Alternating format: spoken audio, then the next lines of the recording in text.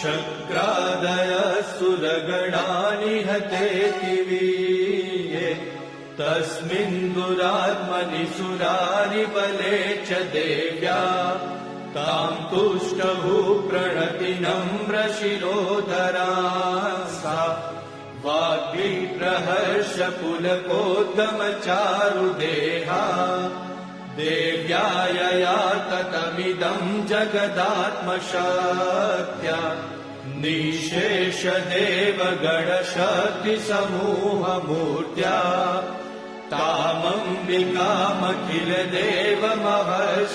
तामम्बिकामखिलदेवमहर्षिपूज्यां भक्त्या नता स्म विदधातु शुभानि सानम् यस्या प्रभावमतुलं भगवाननन्तो ब्रह्माहरश्च न हि वक्तुमलं